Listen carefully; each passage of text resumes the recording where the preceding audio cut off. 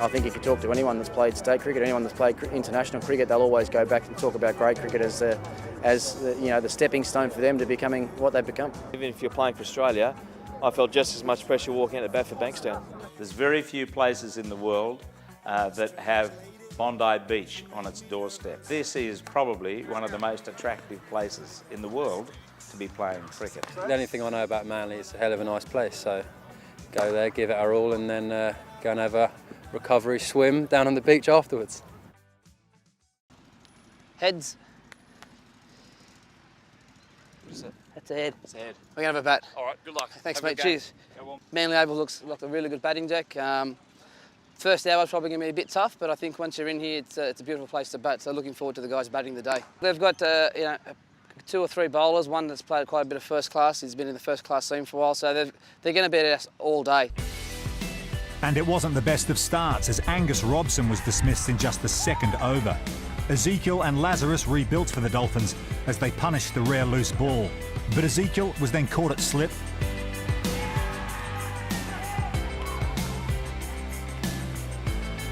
And Ian Moran, a week after passing 10,000 first-grade runs, edged behind for just 8 as it was honours even at lunch. Yeah, it's a solid start. Disappointing to lose a wicket in the last over before lunch. 3 for 80. We've got a few starts here now, so we've got to rebuild the partnerships and hopefully this session is going to be crucial so we can get hopefully another 100 runs and keep at least 5 wickets in the shed so we can really have a go after tea. Wickets continued to tumble at one end as each struggled to build a substantial partnership. At the other, Greg Clarence was batting patiently and seized on anything offline.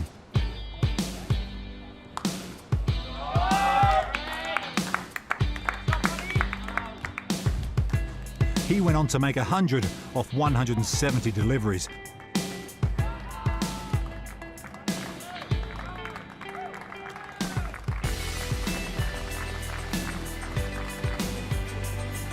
And when he was the last man out, Easts had posted a below-par 258.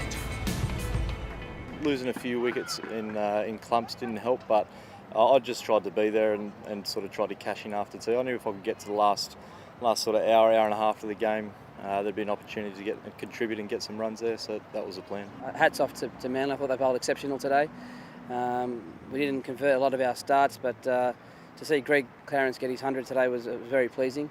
So we've got to have work cut out for us next week. We have to bowl really well, take our catches and put some pressure on these guys to get a result. So it's going to be hard work and we'll lead the way from that first session. 2 days later, some of the players set their alarms early and headed for a 6 a.m. training session with club fitness coach Wayne Geber. Twice a week we come here and we do Tabata training, which is 20 seconds high intensity interval training. 10-second break, we do 3 or 4 sets of that, try and get around 4 rounds done and then finish off with some sprints, hills or stairs or shuttles. Just really fatigue the guys, get them out of their comfort zone, short, sharp, intense exercise. It's great for removing lactic acid from cricket on a Saturday and again getting them ready for cricket the following Saturday. We go through about 5-10 minute circuits, a bit of strength, a bit of cardio and then maybe something really hard at the end, so you might see a few blokes on their hands and knees, I think. A lot of guys end up pushing themselves to that limit and yeah, it's a very, very tough session for sure. Really, really hard. Today is going to be tough. I haven't been for a couple of weeks and I'm expecting to be in all sorts. I try and keep it fun, high energy, and we just try and achieve as much as we can in a short amount of time so then they can go on and enjoy the day. Some of them are going to uni, some of them are going to work, some are going to the beach, and it's just the training short, sharp, and we get it done. Get it done early in the morning and go and enjoy the day. Good job, Rach.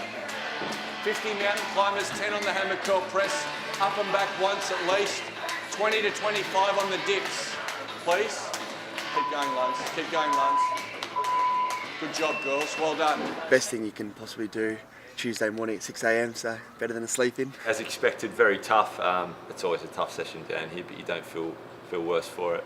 You get better as you go, so that was my first one for this summer, but in previous years, as you go, you do more and more and you start to feel better, but yeah, struggling after the first one. And the circuits, mate, they're a killer, especially the bear crawls in your shoulder, very tough.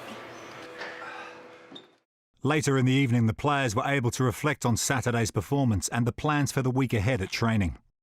Look, probably didn't get as many as we would have liked. 260 odd. I think we were defending. Had a couple overs at the death there and had a couple of chances, but we've got to bowl well this week. It was slow and low, so preparation for Saturday will be to bowl 4 and straight. So tonight I was working on bowling stump to stump. It reversed a little bit on Saturday, so if we can get a few to reverse and bowl nice and straight, we should get a few LBWs and bowls. The wicket was a very good wicket, but also if you bowled well on it, it was quite hard to score at times. So it really is 50-50 going into Saturday. Go down to the RSL, down on the beach there, and get a meal and a couple of beers, and happy days.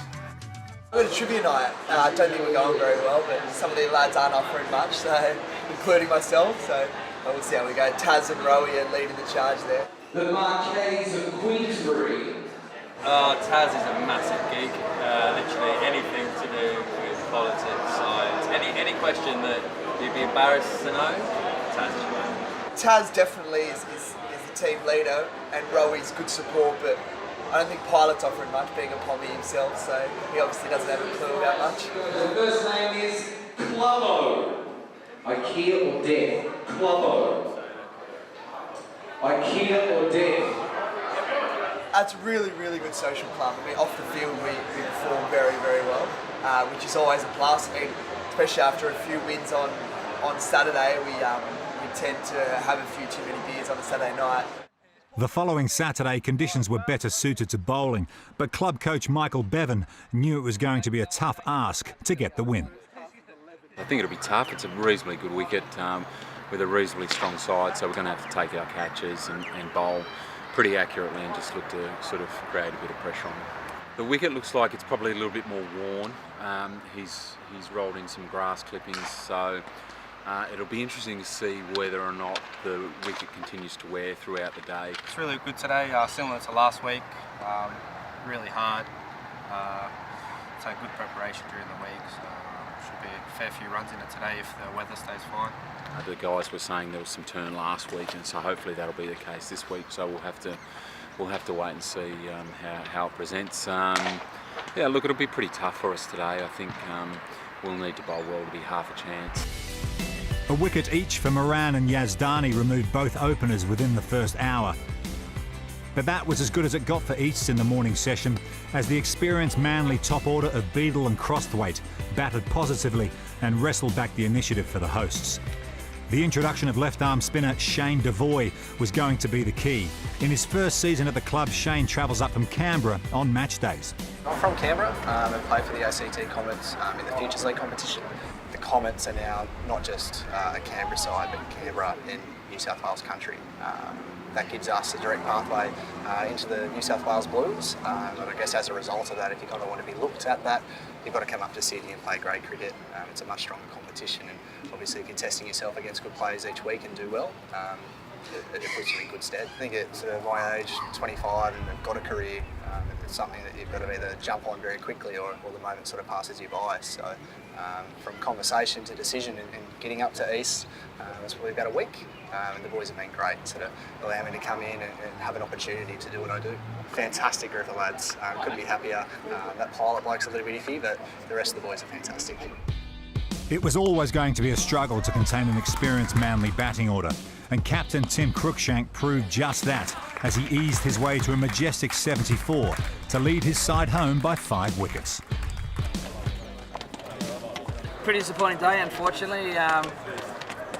Wasn't happy with enough runs last week, so we didn't get enough runs, and then we just didn't compete today. We lacked a lot of discipline with the ball, and our fielding was atrocious. So, not ticking all those boxes, put us in the back seat and made it too hard for us to take wickets. Oh, look, Morale's a bit down, but we've got to reflect back on the 2 games that we've done really well in, and keep that keep the guys motivated. We'll bounce back next week, and we're looking forward to it. I'm still pretty confident that this unit that we have, the nucleus of the first grade team, that we can make the top 6. I think we're good enough, and that's why today was disappointing, because I do think we can perform better. So I think if we get into the top 6, with the chance of creating a few upsets. As Easts reflected on their loss, in the other changing room, Manly began the winning team ritual.